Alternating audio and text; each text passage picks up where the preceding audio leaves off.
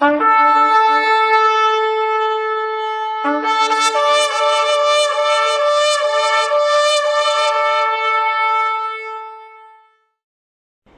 இயேசு கிறிஸ்துவின் நாம மகிமைப்படுவதாக. இந்த நாளிலும் கூட கர்த்தருடைய வார்த்தையாய் நாம் தியானிக்க போகிறதான தலைப்பு யூ ஆர் மில்லினியர், நீங்களும் கோடீஸ்வரன் தான் என்கின்ற தலைப்பில் கர்த்தருடைய வார்த்தையை கேட்க போகிறோம். இந்த வார்த்தையை விசுவாசிங்கள். இது விசுவாசிக்க கடுமையாக இருந்தாலும் நிச்சயமாகவே ஆண்டவராகிய இயேசுவானவர் என்னை கோடிகளிலே ஆசீர்வதிப்பார் என்ற ஒரு நம்பிக்கையோடு விசுவாசத்தோடு இந்த செய்தியை கேளுங்கள். நிச்சயமாகவே இந்த செய்தியின் முடிவில் ஒரு பெரிய ஆசீர்வாதம் உங்களுக்கான வார்த்தைகள் காத்திருக்கிறது. நாம் செய்திக்குள்ளே கடந்து செல்வோம். பூமியில் பாருங்கள், தேவனாகிய கர்த்தர் மனிதனை உண்டாக்கி முதலாவது சொன்ன வார்த்தை என்னன்னு தெரியுமா? மனுஷனை உண்டாக்கி முதல் சொன்ன ஒரு வார்த்தை ஆதியாகமம் 1 அதிகாரம் 28வது வசனத்தில், பின்பு தேவன் அவர்களை நோக்கி ஆண்டவர் பேசின முதல் வார்த்தை பாருங்கள், நீங்கள் பலுகி பெருகி பூமியை நிரப்பி அதை கீழ்ப்படுத்தி. இதை NIV பைபிளில் வாட்சி பார்த்தீங்கன்னா பி ஃப்ரூட்ஃபுல் அண்ட் மல்டிப்ளை, அதாவது பெருகுங்கள் சொல்கிறார். மல்டிப்ளை, பெருகுங்கள். ஆகாயத்தையும் பூமியும் உண்டாக்கின கர்த்தர் மனிதத்தில் முதலாவது சொன்ன ஒரு வார்த்தை கனி கொடுங்கள், பெருகுங்கள். இந்த கனி கொடுத்தல் என்றால் பாருங்கள், இதுக்கு ஒரு விளக்கத்தை நான் சொல்கிறேன். ஒரு செடியில் ஒரு மரம் அது வளர்ந்து கனி கொடுக்கும், அதுலேருந்து விதைகள் உருவாகும், அது அடுத்த சந்ததிகளை உருவாக்கும். பாருங்கள், ஒரு செடியிலேருந்து வரக்கூடிய ஒரு விதை, அந்த விதை என்ன பண்ணும், இன்னொரு செடியை உருவாக்கும். ஒரு மரத்துலேருந்து, இப்போ ஒரு நெல் செடியில் பாருங்கள் 100 விதைகள் இருக்கும். அப்போ 100 விதைகள் 100 செடியை உண்டாக்கும். ஒரு செடி 100 செடியை உண்டாக்கும். அது போல தான் இங்கே சொல்கிறார். அதுபோல் உங்கள் சந்ததிகள் உருவாகணும், நீங்கள் அப்படி பெருகுங்கள்னு சொல்கிறாரு. அப்படின்னா ஒரு செடி ஒரு மரம் வளர்ந்து கனி கொடுத்து அது எப்படி உருவாக்கும்? அப்போ நான் இப்படி தான் ஆண்டவர் ஆதாமேவால் மற்றவர்களுக்கு ஆசீர்வாதமாக இருங்க, அப்படி பெருகுங்கன்னு சொல்கிறார். அப்போ நீங்கள் ஏதோ ஒரு துறையில் இருக்கிறீங்கன்னு வச்சுக்கோங்க. இப்போ நீங்கள் ஏதோ ஒரு பிஸ்னஸ் மேனோ இல்லை போலீஸோ மருத்துவரோ ஏதோ ஒரு குடும்ப காரியங்கள் அப்படி இருக்கிறீங்கன்னா, நீங்கள் ஒரு மருத்துவர்னா உங்கள் படிப்பு மூலமாக மற்றவர்களுக்கு ஆசீர்வாதமாக இருக்கணும். நீங்கள் ஒரு சட்டம் தெரிந்த ஒரு போலீஸ்னால் சட்ட ரீதியாக மற்றவர்களுக்கு ஆசீர்வாதமாக இருக்கணும். ஒரு பிஸ்னஸ் மேன்னா அநேகர் செழிக்க நீங்கள் உதவியாக இருக்கணும். உங்கள் குடும்பம் அநேக குடும்பங்களை போஷிக்கிற குடும்பங்களாக இருக்கணும். இதுதான் ஆண்டவர் சொன்னார் ஆதாமேவாளுக்கு. நீங்கள் இப்படி இருக்கணும்னு சொன்னார். நீங்கள் தொட்டியில் நிரப்பப்பட்ட தண்ணீரை போல் இல்லாமல் மற்றவர்களை நிரப்புகிற தண்ணீராக இருக்கணும். குளம் போல் இல்லாமல் மற்றவர்களுடைய தாகத்தை தீர்க்கிற தண்ணீராக இருக்கணும். அதுதான் நீங்கள் கனி கொடுங்கள் பெருகுங்கள்னு ஆண்டவர் சொன்னார். இதை தான் ஆதாமேவாள் மற்றவர்களுக்கு ஆசீர்வாதமாக வாழ வேணும்னு கர்த்தர் இவர்கள்கிட்ட சொல்கிறாரு. ஆனால் அவங்க அப்படி இல்லை. வேதாகமத்தில் ஒரு சில மனிதர்களை கர்த்தர் ஆசீர்வதிக்கிறார். எப்படி நம்மை ஆசீர்வதிக்க போகிறார்? நாம் மற்றவர்களுக்கு திருச்சபைக்கும் எப்படி ஆசீர்வாதமாக இருக்க போகிறோம்? எத்தனை பிளெஸ்ஸிங்ஸ் வேணும் உங்களுக்கு? இப்போ முதல் காரியத்தை நான் சொல்கிறேன். சகரியா 9 அதிகாரம் 12 வசனம் நான் சுருக்கமாக வாசித்து கொண்டிருக்கிறேன். இரட்டிப்பான நன்மையை தருவேன், இன்றைக்கே தருவேன். பாருங்கள், பாபிலோன்லேருந்து சிறைப்பட்டு போனவர்கள் விடுதலையாகி வந்தபோது கர்த்தர் கொடுத்த வார்த்தை இரட்டிப்பான பிளெஸ்ஸிங்ஸ். 2 ஆசீர்வாதங்களை நான் தருவேன். போதுமா 2 ஆசீர்வாதங்கள்? என்ன பாஸ்டர், கோடியில் கர்த்தர் ஆசீர்வதிப்பான்னு சொல்லிட்டு 2 சொல்கிறீங்களே? பாருங்கள், ரெட்டிப்பான நன்மை, 2 ஆசீர்வாதம். அதே ஆதியாகமம் 43 அதிகாரம் 34வது வசனம் வாசி பாருங்கள். அவன் பெஞ்சமினை குறித்து சொல்லப்பட்டிருக்கு. தனக்கு முன் வைக்கப்பட்டிருந்த போஜனத்தில் அவர்களுக்கு பங்கிட்டு அனுப்பினான். அவர்கள் எல்லோருடைய பங்குகளை பார்க்கிலும் பெஞ்சமினுடைய பங்குகள் 5 மடங்கு அதிகமாக இருந்தது. இப்போ 5 மடங்கு ஆசீர்வாதத்தை பெற்றவன் பெஞ்சமின். இஸ்ரவேல் மக்களுக்கு ரெட்டிப்பான ஆசீர்வாதம், இங்கே பெஞ்சமினுக்கு 5 மடங்கு ஆசீர்வாதம். பாருங்கள், கர்த்தர் ஆசீர்வதிக்கணும்னு முடிவு பண்ணிட்டாருன்னா எந்த நிலைமையில் இருக்கிறீங்களோ, இன்றைக்கி கோடான கோடியாக உங்களை ஆசீர்வதிப்பேன், உங்களை மில்லியனர் ஆசீர்வதிப்பேன்னு சொன்னால் உங்களை ஆவிக்குரிய வாழ்க்கையிலும் சரி பூமிக்குரிய வாழ்க்கையிலும் சரி அப்படி கோடான கோடியாக பெருக வைப்பார்.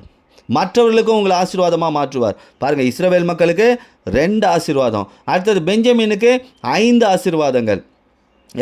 5 விதமான 5 பங்கு ஆசீர்வாதம். தானியேல் 1 அதிகாரம் 19-20 வசனங்களை வாசித்து பாருங்கள். ராஜா அவர்களோடு பேசினான். அவர்கள் எல்லோருக்குள்ளும் தானியேல், அனனியா, மீஷாவேல், அசரியா என்பவர்களைப் போல வேறு ஒருவரும் காணப்படவில்லை. ஆகையால் இவர்கள் ராஜ சமூகத்தில் நின்றார்கள். ஞானத்திற்கும் புத்திக்கும் அடுத்த எந்த விஷயத்திலும் ராஜா அவர்களை கேட்டு விசாரித்தானோ அதிலே தான் ராஜ்யம் எங்கும் உள்ள சகல சாஸ்திரிகளும் ஜோஷியர்களிலும் அவர்களுக்கு 10 மடங்கு சமர்த்தனாக கண்டான். 10 மடங்கு ஆசீர்வாதம் யாருக்கு? தானியேல், அனனியா, மீஷாவேல், அசரியா, இவங்களுக்கு 10 மடங்கு கர்த்தர் ஆசீர்வதிக்கிறார்.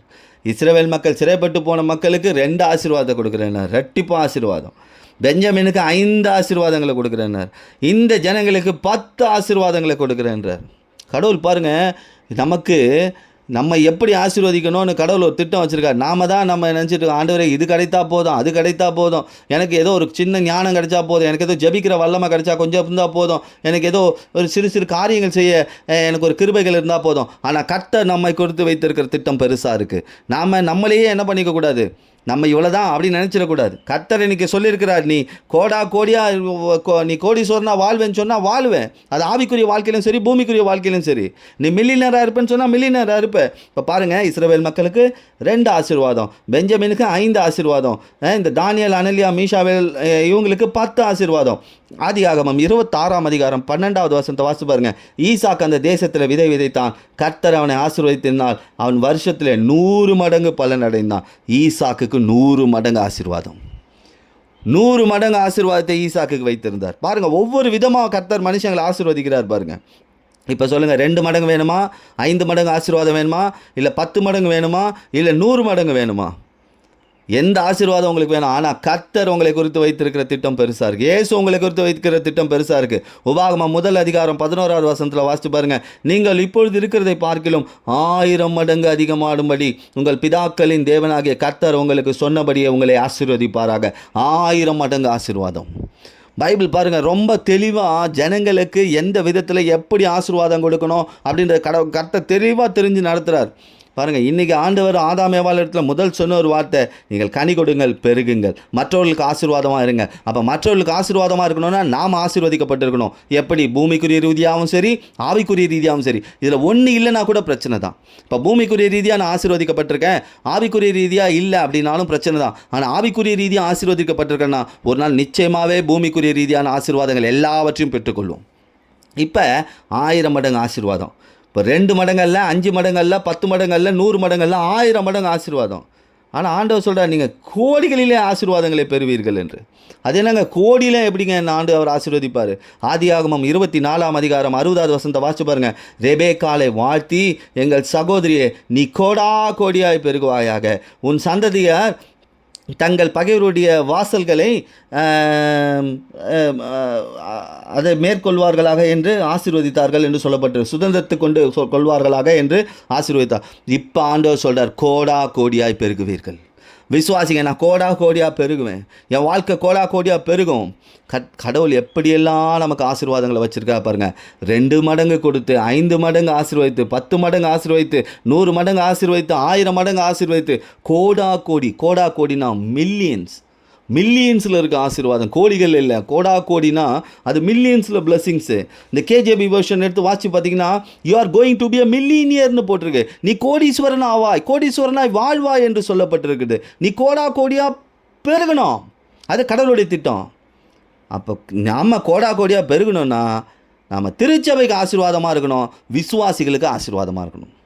இது எத்தனை பேர் விஷயம்? ஏன்னா அதை தான் ஆண்டவர் ஆதாம் ஏவாளுக்கு சொன்னார், நீங்களும் ஆசீர்வாதமாக இருக்கணும், நீங்கள் மற்றவர்களுக்கும் ஆசீர்வாதமாக. நான் ஏற்கனவே சொன்னேன் இல்லையா, நீங்கள் எந்த துறையில் இருந்தாலும் அந்த துறையில் இருந்து நீங்கள் மற்றவர்களுக்கு ஆசீர்வாதமாக இருக்கிறீங்களா? அப்போ நான் கோடா கோடியாக பெருகணும்னா நான் திருச்சபைக்கும் ஆசீர்வாதமாக இருக்கணும், திருச்சபை விசுவாச குடும்பங்களுக்கும் ஆசீர்வாதமாக இருக்கணும். எதற்கு ரெபேக்காளுக்கு மட்டும் இந்த கோடா கோடியான ஆசீர்வாதம்?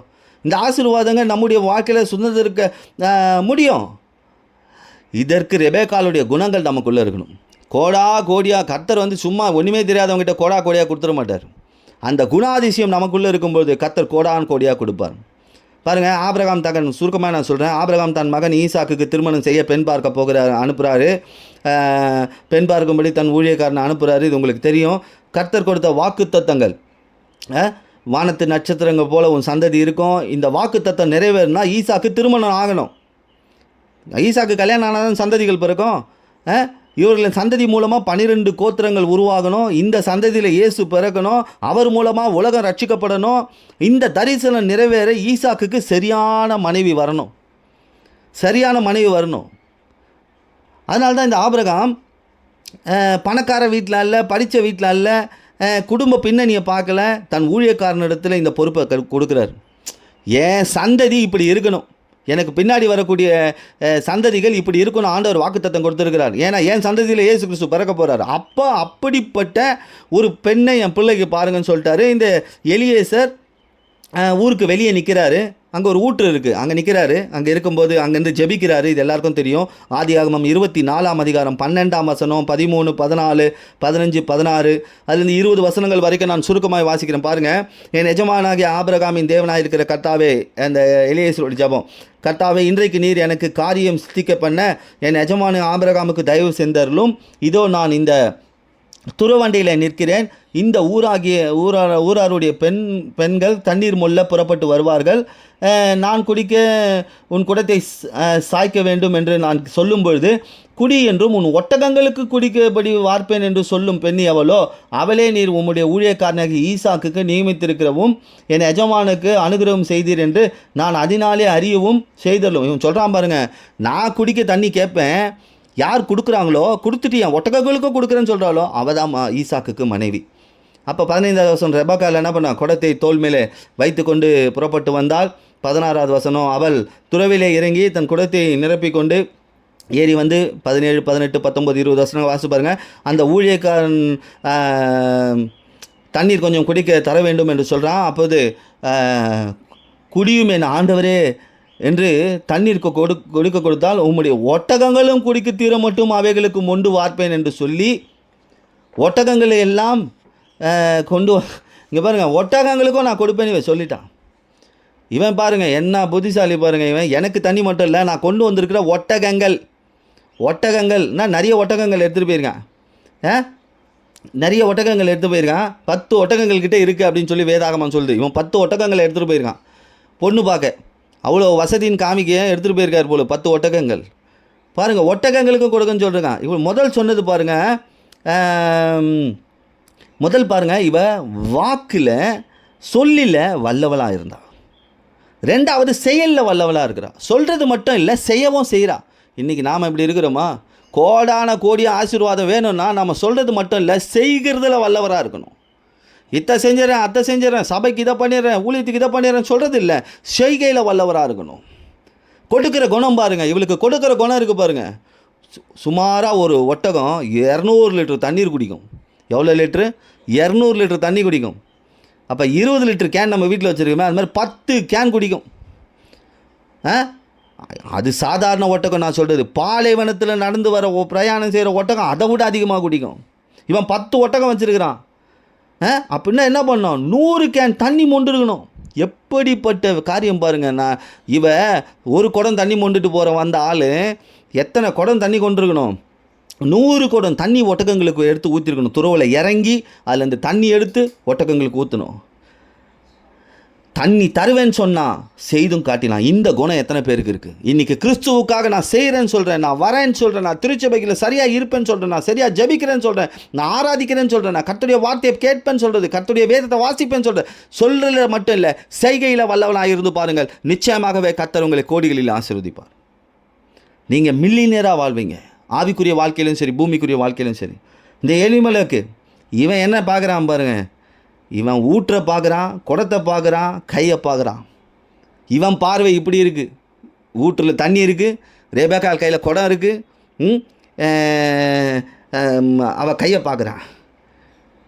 ஆனால் ஆண்டவர் இவள் வார்த்தையும் செய்கையும் குணத்தையும் பார்க்கிறார். இன்றைக்கி ஆண்டவர் உங்களை ஆசீர்வதிக்கணும்னா அவர் பார்க்கிற விதம் உங்கள் வார்த்தையையும் உங்கள் செய்கையும் உங்கள் குணத்தையும் அவர் பார்க்கிறவராக இருக்கிறார். உங்கள் செய்கை எப்படி இருக்குது, உங்கள் வார்த்தை எப்படி இருக்குது, உங்கள் குணம் எப்படி இருக்குது, இதை கொண்டே கர்த்தர் உங்களை ஆசீர்வதிக்கிறவராக இருக்கிறார். ரெபெக்காளுக்கு கொடுக்கும் குணம் இருந்தது, மற்றவர்களுக்கு ஆசீர்வாதமாக இருக்கிறா பாருங்கள். இதை தான் ஆண்டவர் சொன்னார் ஆதாமேவாளுக்கு. பாருங்கள், நான் ஏதோ ஒரு தண்ணி மூலை வந்திருக்கேன், இவர் பொண்ணு பார்க்க வந்திருக்காருன்னு தெரியாது, ஒட்டகம் வச்சுட்டு நிற்கிறாரு, இவரும் தாகத்தில் இருக்காரு. நான் உங்களுக்கு மட்டும் இல்லை ஒட்டகங்களுக்கும் கொடுப்பேன். கொடுக்குற குணம், என்னிடத்தில் இருக்கும் ஆசீர்வாதத்தை நான் மற்றவர்களுக்கு கொடுப்பேன். இந்த குணமே இவளை ஜாதிகளுக்கு தலைவி போல கர்த்தர் கொண்டு வந்து வைத்தார். அப்படின்னா என்ன? கர்த்தருடைய வார்த்தை நமக்குள்ளே இருக்கணும். இயேசுவின் வார்த்தை நமக்குள்ளே இருந்தால் நாம் கோடான கோடியாக பெருகுவோம், கோடீஸ்வரர்களாக வாழுவோம்.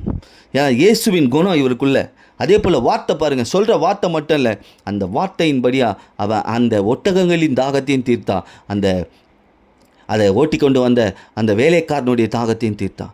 அவன் ஒரு தீர்மானம் பண்ணான், யார் என்னுடைய தாகத்தை தீர்க்கிறாங்களோ, என் ஒட்டகங்களுக்கும் தண்ணீர் கொடுக்குறேன்னு சொல்கிறாங்களோ அவங்க தான் ஈசாக்குக்கு மனைவி. என் எஜமான ஆபிரகாம் செல்வ சீமானா இருக்கிறான், அதை அரசாளணும்னா இப்படிப்பட்ட பெண் தேவை. ஒரு சந்ததிகளை பெற்றெடுக்கணும், 12 கோத்திரங்கள் உண்டாகணும்னா இப்படிப்பட்ட பெண் தேவை. அது மட்டும் இல்லை, இயேசு கிறிஸ்து இந்த சந்ததியில் பிறக்கணும்னா இப்படிப்பட்ட பெண் தேவை. அவள் குணத்திலும் சரி, செய்கையிலும் சரி, பேச்சிலும் சரி அவள் கிறிஸ்துவை பிரதிபலித்தான். ஏன்னா கிறிஸ்துவின் வார்த்தை நமக்குள்ளே இருந்தால் அதை நாம் பிரதிபலிப்போம், நாமும் கொடான கொடியாக வாழ்வோம். இன்றைக்கி எத்தனை பேருக்கு 2 ஆசீர்வாதத்தில் நின்று போயிருக்கிறீங்க, 5 ஆசீர்வாதத்தில் நின்று போயிருக்கிறீங்க, 10 மடங்கு ஆசீர்வாதத்தில் நின்று போயிருக்கிறீங்க. ஆண்டவரே நான் 100 மடங்கு ஆசீர்வாதத்தை பெற்றேன், அதில் நின்றுறது. ஐயோ எனக்கு 1000 மடங்களில் கர்த்தர் ஆசீர்வதித்திருக்காரு. அதோ ஆனால் கர்த்தருடைய திட்டம் உங்களை கோடான கோடியாய் ஆசீர்வாதங்களுக்குள் நடத்த வேண்டும் என்பதற்காக. அப்படி நான் ஒரு கோடீஸ்வரனாய் வாழ வேண்டும், ஒரு மில்லியனராக வாழ வேண்டும் என்றால் நிச்சயமாகவே உங்களுக்குள் இந்த ரெபெக்காளின் குணம் இருக்கும் பொழுது நிச்சயமாகவே கர்த்தர் உங்களை கோடிகளிலே ஆசீர்வதிப்பார். ஆவிக்குரிய வாழ்க்கையிலும் சரி, பூமிக்குரிய வாழ்க்கையிலும் சரி, நீங்கள் கோடிகளிலே அரசாள்வீர்கள், வாழ்வீர்கள். என்ன செய்யணும்? நமக்குள்ளே என்ன இருக்கணும்? சொல்லில் மட்டும் வல்லவர்களாக இருக்கக்கூடாது, செய்கையிலும் வல்லவராக இருக்கணும். நமக்குள்ளே கர்த்தருடைய இயேசுடைய வார்த்தை இருக்கணும். அப்படி இருக்கும் பொழுது நிச்சயமாகவே கோடீஸ்வரர்களாய் வாழ்வீர்கள். இந்த செய்தி உங்கள் வாழ்க்கையில் ஒரு ஆசீர்வாதமாக இருக்கும் என்று நான் விசுவாசிக்கிறேன். இந்த செய்தி உங்களுக்கு பிடித்திருக்கும் பட்சத்தில் உங்கள் நண்பர்களுக்கு, உங்கள் உறவினர்களுக்கு பகிருங்கள். அதுவும் ஊழியம்தான். கர்த்தர் தாமே நிச்சயமாகவே உங்களையும் உங்கள் குடும்பத்தையும் உயர்த்தி ஆசீர்வதிப்பார். ஆமென்.